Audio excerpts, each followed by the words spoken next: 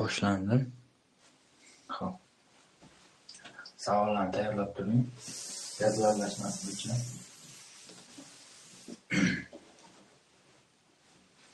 Jadvallashmasi bo'yicha ishlaymiz hozir.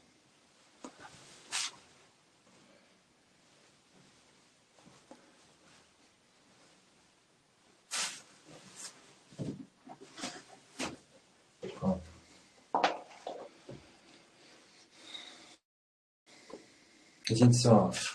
80gacha ishladim bizda. 48. Necha? 48. 48.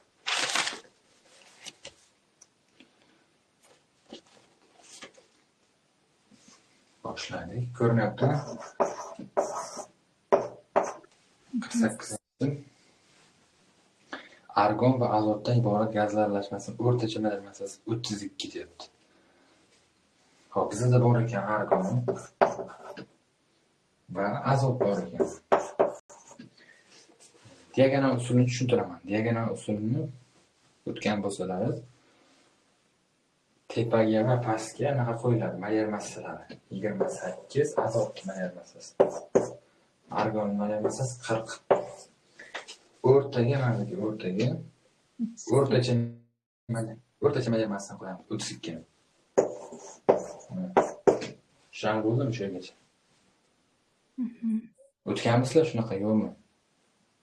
Diagonal o'tganmiz. Diagonal usulida, mana shu oddiy diagonal usuli. Shunga qo'yganman molar massalarni. Keyin aytganman, bu yerga chiqadigan nisbat mol nisbat chiqadi hozir. Mol nisbat 8 bo'ladi, 4 bo'ladi. Bu degani 1 ga 2 degani. Ya'ni 1 mol bo'lsa 2 mol qaysi 2 mol azot, 1 mol argon bo'ladi. Mana yozib olamiz. 1 mol argon, 2 mol azot. Uni massasi 2 mol azotning massasi 56 gram. 1 mol argonning massasi 40 gram. Bizdan so'rayotgan narsa massa ulush so'ralyapti. Ya'ni qo'shamiz massalarni. Jami aralashma massasi bo'ladi. 96 bo'ladi. 100% deymiz, 96 ni 100%. Bizdan har bittasini so'rayapti. 40. Bu argonning massasi, 56 bu azotning massasi.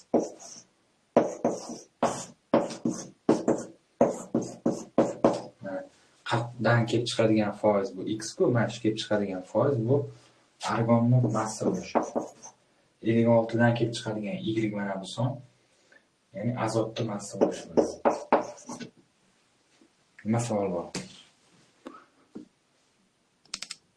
Tushunarli bo'ldimi yechim?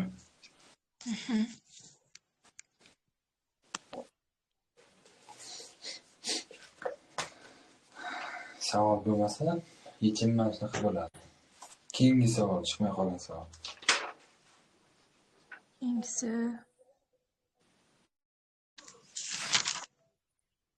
66. 66.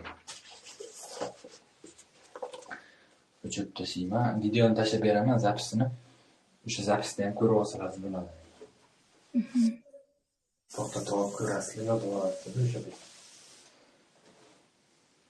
66. Tur hajm ulush karbonangidrid va 5 hajm ulush is gazidan iborat. Hajm ulush deyapti. O'rtacha molekulyar massasi, har bitta gazning massa ulushi so'rayapti. Xo'p, 4 hajm ulush deyapti-ku. Mana shuni men hajmni mol deb ketsam bo'ladi. Men bunaqa narsa yozganman-ku. Hajm barobar mol degan videolarimda ko'rgan bo'lsangiz, mana shunaqa narsa yozganman. Hajm ulush bilan mol ulush bitta narsa. Hajm desa mol deb ketsak bo'ladi. Ya'ni 4 hajm ulush karbonangidrid deyapti. Masalan, 4 hajm ulush karbonangidridni men o'shani 4 mol deb ketaman. 5 hajm ulush is gazi deyapti. Ya'ni is gazi 5 hajm ulush deyapti, 5 mol deb ketaman. O'rtacha molar massani topish. O'rtacha molar massani topish uchun Men molini ko'paytiraman malyar massasiga. Birinchi gaz 42, 44. Karbon angidrid 44. 5 ko'paytiraman 28 is gazi. Bo'laman mollar yig'indisiga 5 plus 4. Malyar massa kelib chiqadi. Endi tushunarli bo'ldimi? O'rtacha malyar massa topish. Videoda tushuntirganmidim, yo'qmi? O'rtacha malyar massa topish. Tushuntirgansiz. Nechta video tashlab berdim? O'tgan safarga bitta. Ikkita yo'q. Ikkita tashlaganman. Ikkita gazlar aralashmasi bo'yicha ikkita ekan. Birinchi mavzum adashmasam shu o'rtacha malyar massani topish formulalarini tushuntirib berganman. Birinchi keyin bitta o'xshash tashlagan. Mana shu narsa birinchisi. Molini malyar massa, ikkinchi gaz molini, ikkinchi gaz malyar massasi plus mollar yig'indisi. Endi massa ulush. Massa ulush degani gazlarning massasini topishim kerak birinchi navbatda. 4 ko'paytirilgan 44 176 gram. 5 ko'paytirilgan 28 240 240 bilan 140 gram bo'ladi. Mana 140 gram is gazining massasi 176 karbon angidrid massasi. Massa ulush degani qo'shaman bir-biriga aralashmani massasi. 6 7 ga 11 1 ga 3. Aralashmani massasi 100%. Har bitta gazning massasi qancha desam, uni massa ulush deb chiqadi. Massa ulush belgisi mana. Mana massa ulush ikkinchi gaz, ya'ni bu 140 ga to'g'ri keladigan bu is gazining massasiga to'g'ri kelyapti-ku, bu is gazining massa ulushi. 176 bu mana karbon angidridga to'g'ri kelyapti, demak bu karbon angidridning massa ulushi. Massa ulush bilan hajmiy ulushni adashtirmaslik kerak. Agar hajmiy ulush desa, hajmiy ulush bu mol ulushga teng. Mollarni qo'shardim, 9 moli 100% desdim. 5 moli qancha? 4 moli qancha? Bu hajmiy ulush, ya'ni mol ulush. Massa ulush salgina farq qiladi. Massa o'zi aytib turibdi, massa. Massasini top aralashmani 100% de, har bittasining massasini 2% dan o'sha massa ulush degan. Hech qachon biz mol bo'yicha ketmaymiz massa ulush topishni. Massaga o'tamiz har ikkalasini. Umumiy aralashmaning massasini 100%, har bittasi qancha. Tushunarlimi? 68 bo'ldi bu. Yana qanaqa savol? 80.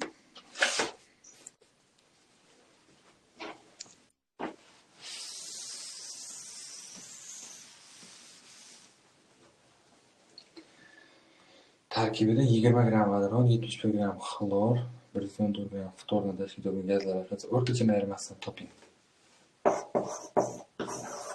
O'rtacha malyar massani topish massaning molga nisbati. Ya'ni aralashmaning massasini aralashmani moliga bo'lishim kerak. Aralashmaning massasini topib bilaman. Ya'ni 20 gram vodorod plus 71 gram xlor plus 114 gram ftor aralashmaning massasi bo'ldi. Aralashmaning molini topish uchun har bitta gazning molini qo'yishim kerak. 20 gram vodorod 2 ga bo'lamiz, vodorodning malyar massasi 10 mol plus 71 xlor. Xlor malyar massasi 35 dan 2 ta bor. 71 u ham. Ya'ni 1 mol plus ftor. Ftor ikki holatda bo'ladi gaz bilan. 38 ga bo'lamiz, massani malyar massaga bo'lamiz. 114 38 ga bo'lsak. Necha 114 38 ga bo'lsak? 3 mol. Shuni hisoblasak malyar massa kelib chiqadi. 85 205 13 14 bittadan 6 65 to'rttadan 56, 90-ga 7mi shunaqa bo'larkan. 14, 6. 6. 14, 6.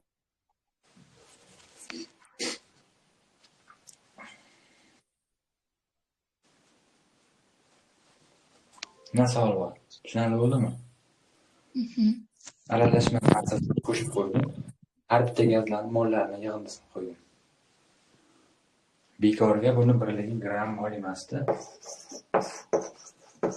Gram degani massalarning yig'indisi. Bo'luv, kasb chizig'i bo'luv degani mollar yig'indisi.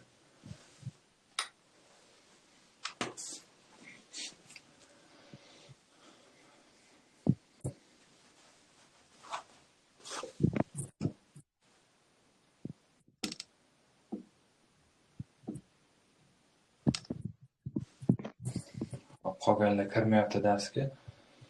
Darsga kirsa edi, 3-xilidan tushuntirib berardim.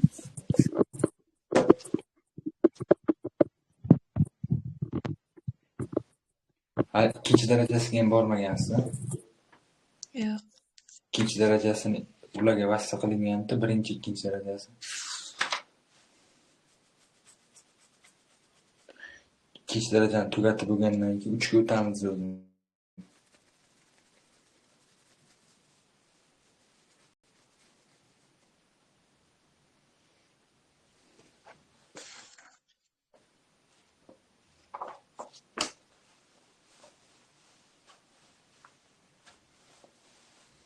Hop, nima o'tamiz endi?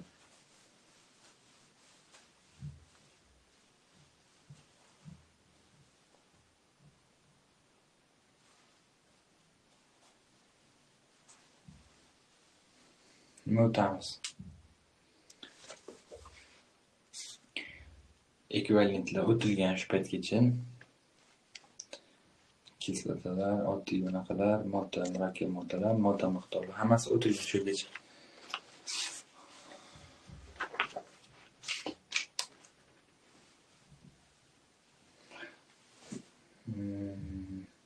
Gazlar aralashmasi o'tilyapti. Aralashmaga doir masalalarni o'tamiz biron kun. Ideal gaz qonunlarini o'tsak, shu bilan biza oddiy kimyoni dastlabki tushunchalarni tugatgan bo'lamiz. Ideal gaz qonunlari, Mendeleyev graviron. Shuni tugatganimizdan keyin biza salgina qiyin bo'lgan mavzuga o'tamiz. Davriy qonun, davriy konfiguratsiya, kvantsollar, yadro reaksiyalar, shunaqa narsalar, kristal panjaralar, elektrolit, noelektrolitlar, tuzlar, gidroliza, eritmalar mavzusi boshlanib ketadi. Hozirgacha mana o'tayotganlarimiz boshlang'ich tushunchalar bo'ldi. Ekvivalentlarni o'tdik, mana gruppani tepasida ko'rsangiz bo'ladi videolar bor. Avogadro qonunlarini o'tdik, mol tushunchasi, zichliklarni o'tdik, nisbiy absolyut zichlik. Oksidlarning darajalarini o'tdik. Shu kirishdan oldin asosiy mana shu tushunchalarni yana bir takrorlab, keyin davriy qonunlarga o'tib ketamiz.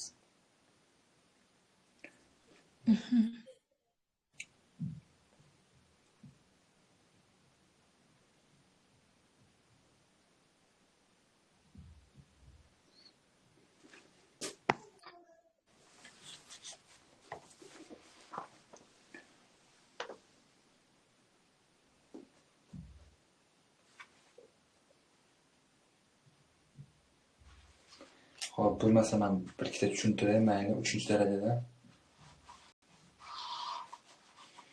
3-darajada mayli tushuntirib qo'y. Videoni ko'rib, boshqalar oladi ko'rib o'zi.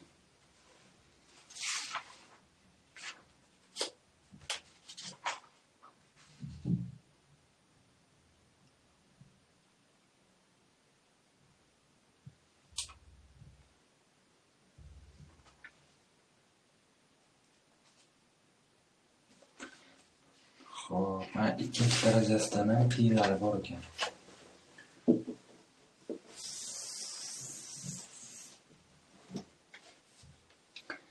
Mana misol uchun 86-betdan 183-si.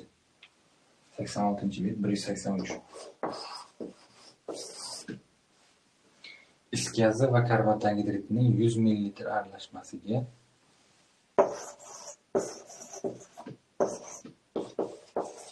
mana 100 ml aralashmasi bor. 100 ml kislorod qo'shib aralashtirildi. Reaksiyadan keyin deyapti. Demak, kislorod qo'shilgan payt mana bu reaksiya bo'ladi. Mana reaksiya. Keyin gazlar aralashmasi tarkibida ortib qolgan kislorod hajmi, kislorod ortib qolibdi. Ortib qolgan kislorodning hajmi deyapti.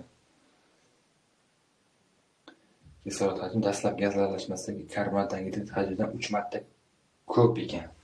Mana bu karbonat angidrid dastlabki aralashmada karbonat angidriddan 3 marta ko'p. Men buni 3x desam, mana buni x deyishga majburman. Chunki 3 marta ko'p bo'lyapti. Ortib qolgan kislorod dastlabki aralashmada karbonat angidridning hajmidan 3 marta ko'p bo'ldi. Endi mana bu is gazining hajmini topish uchun 100 ml o'zi jami aralashmaydi. Is gazi karbonat angidrid o'shaning ichida x millilitr. 100 ml dan x millilitrni ajratsa, mana bu is gazining hajmi. 100 minus x millilitr. Endi reaksiya kirishayotgan kislorod bilan hosil bo'layotgan karbonat angidridning hajmini topib qo'yaman. 2 qaysi nisbatda 2 ml misol uchun 2 ml-dan 1 ml kislorod reaksiya kirishib ketadi va 2 ml karbonat angidrid hosil bo'ladi. 100 minus x dan qancha desam, 100 minus x ni 1 ga ko'paytiraman, 2 ga bo'laman. 50 minus 0.5 x. Buni topadigan bo'lsam 2 ga 2, 100 minus x ga 100 minus x. Nima savol bor shugacha? Yo'q, savol. Savol yo'q. Qarang endi. Qancha kislorod qo'shilgan edi? 100 ml. 100 millilitr. Ya'ni bu ortiqcha qolib ketgan kislorod i plus reaksiya kirishayotgan kislorodda bu 100 ml qo'shilyapti-ku, chunki aralashmagan. O'shani bir qismi reaksiya kirishib ketyapti, o'shani bir qismi ortib qoladi. O'shani ham qo'shaman mana 3x. 3x dastlabki bo'ladi, bu ortiqcha qolgani bu dastlab ham bo'lgan. Plus 3x plus 50 minus 0.5x. 50 bo'lgan ayirish bo'ladi. 50 barobar 3x minus 0.5x 2,5x. X barobar 20. Dastlab gazlar aralashmasining hajmiy tarkibi. Hajmiy tarkibi degani foizlardagi hajmiy tarkibi. Demak, 100 minus x is gazi edi. 100 minus x ning qiymati 20 bo'ldi, 80. Karbonat angidridning hajmi x edi, mana 20. Bu degani 80 ga 20 ml degani 80% ga 20% degani. 100 ml 100%, 80 ml 80%, 20 ml 20%. Ajob turibdi. Tushunarli bo'ldimi? Yechim. 3 marta ko'p deyapti. Ortib qolgan kislorod dastlabki gazlar aralashmada karbonat angidrid 3 marta ko'p. Mana 3x x deb oldim. Mana x 3x. Bu 3x ortib qoldi degani dastlabki aralashmada ham bo'ladi-ku. Dastlabki aralashmada ham reaksiya kirishib ketmagan kislorod. Keyin jami 100 ml ga is gazi bilan karbonat angidrid 100 dan x ni aytishsa, mana buni hajmi is gazi. Keyin proporsiya qildim. 2 1 2 100 minus x ga 50 minus 2 yarim x, chunki 2 marta kam-ku, mana 2 ham 1 ga o'tyapti. 100 minus x ni 2 ga o'tadi, minus 0.5x. 2 ga 2, 100 minus x dan 100 minus x, mana bu karbonat angidrid. Bizga bu kerak emas hozircha bu. Bizga kerak reaksiya kirishayotgan kislorod i plus ortiqcha qolib ketayotgan kislorodlarni qo'shsam ikkalasini, bu mana bu aralashmaga qo'shilayotgan kislorodning hajmi. Is gazi karbonat angidridning 100 ml aralashmasiga 100 ml kislorod aralashtirildi. Mana shu 100 ml 3x reaksiya kirishib ketmagan, mana i plus 50 minus 0.5x reaksiya kirishib ketyapti. Qo'shadigan bo'lsam 100, x 20. 20 degani 100 minus x 80, bu 20. Shunaqa bo'ladi.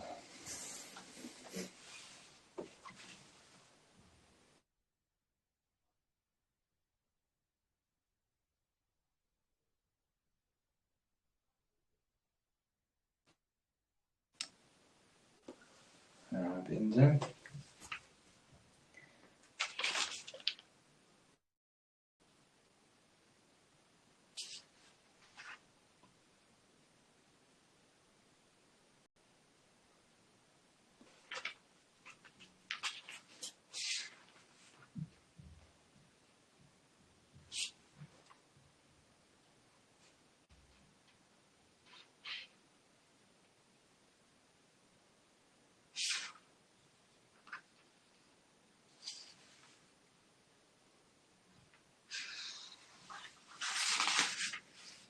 Mana shunaqa fikrlab ishlash kerak. 208-savol. 87-betdan 208-savol. Shuni ham tushuntirib 7 litr azot 2 oksidi bilan azot 1 oksid gazlar aralashmasida deyapti. 2.8 masala aralashmasida azotning massasi kislorod massasiga teng deyapti. Xo'p. Men o'zimdan bittasini 1 mol, bittasini x mol deyman. Xohlagan bittasini 1 mol, mana buni misol uchun 1 mol deyman. Mana buni x mol deyman. Endi masaladagi berilgan shartga moslayman. Azotning massasi kislorod massasiga teng. Azotning massasi 14 plus 28 ko'paygan x 28x. Azotning massasi bu kislorod massasi barobar 16 ko'paygan 1 16 plus 16 ko'paygan x 16x. Tushunarli bo'ldimi shu bo'yicha? X topishim 16 ga ayirish bo'lsa 12x barobar 2 x barobar 1 taqsim 6. Men hammasini o'zim olib ketaman. Demak, 1 ga 1 taqsim 16 degani 1 taqsim 6 degani har ikkala sonni 6 ga ko'paytirib yuboraman. 1 kara 6 6, 1 taqsim 6 ko'paygan 6, 6 la qisqaradi 1 bo'lib qoladi. Bu degani Nega 6 ga ko'paytirding? ana bu 6 ni qisqartirib yuborish uchun. Yo'qotib yuborish uchun. Mana chiroyli son bo'ldi. 6 1 6 ga 1 son bo'ldi. Qo'shamiz 7. Bu mol nisbat yoki hajmiy nisbat yoki mol nisbat. Bitta narsa hajmiy nisbat bilan mol nisbat. Buni men misol uchun litrda olib ketsam bo'laveradi. Yoki molga ketaversam ham bo'ladi. 6 mol 1 mol, 6 litr 1 litr. Bizda ham 7 litr degan. Masalan, boshda 7 litr. Qancha desam 1 litr 6 litr. 6 litr azot 1 oksid, 1 litr azot, azot 1 oksid 1 litr, 6 litr azot oksid. Gazlar aralashmasining hajmiy tarkibini mos ravishda 6 ga 1. 1 ga 6 emas, A javob bo'ladi. 6 ga 1. Tushunarli bo'ldimi? 1 ga x deb olib ketdim. 1 ga x deb olib ketdim. Azotlarning massasi 14 plus 28x 16 plus 16x. Topdim. 1 taqsim 6 juda ham xunuk son. 1 ni 6 ga bo'lib bo'lmaydi. 1 ga 1 taqsim 6 degani 6 ga ko'paytirsam har ikkalasini hech qanaqa o'zgarish bo'lmaydi miqdor jihatdan. Har ikkalasini ham bir xil so'm ko'paytirishim kerak, e'tibor berish kerak. Bittasini 10 ga, bittasini 20 ga emas. Ikkalasini ham 6 ga ko'paytirdimmi? 6 kara 1 6. Mana 1 taqsim 6 ko'paygan 6 desam 6 la qisqarib 1 ni o'zi qoladi. 6 ga 1 7. Bizda ham 7 litr aralashma 1 6.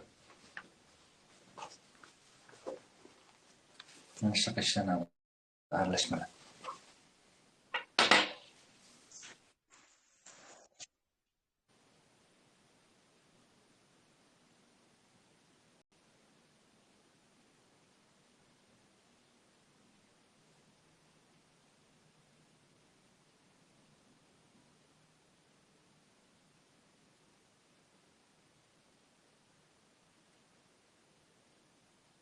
Nima savol bor?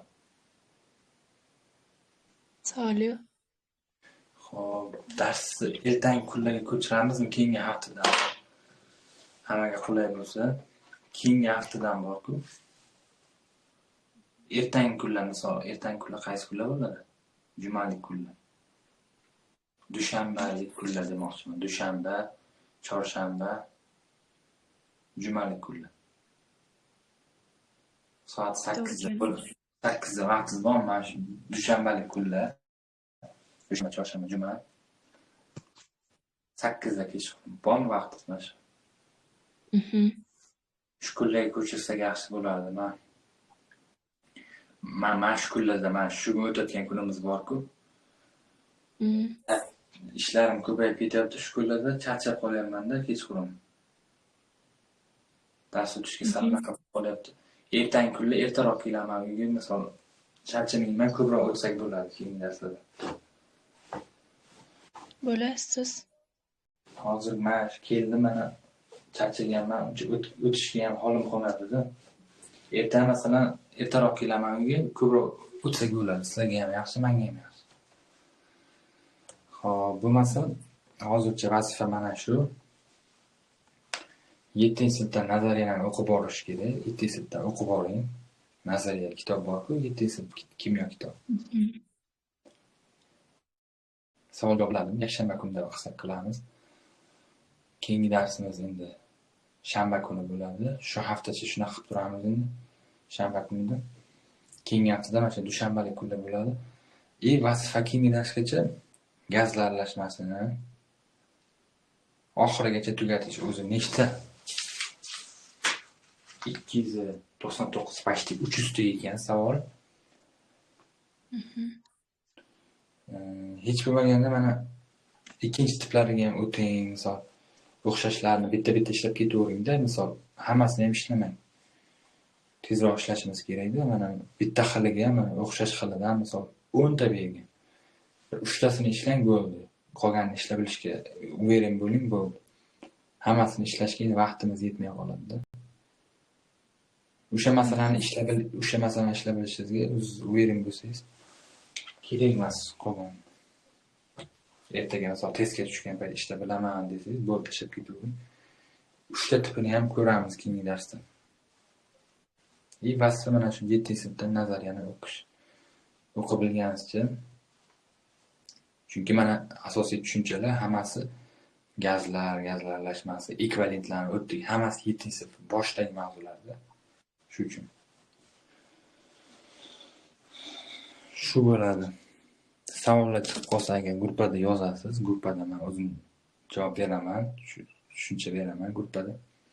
Yozsangiz, mana gruppada yozsangiz, boshqalar ham ko'radi o'sha savol yechimini tashlab beraman.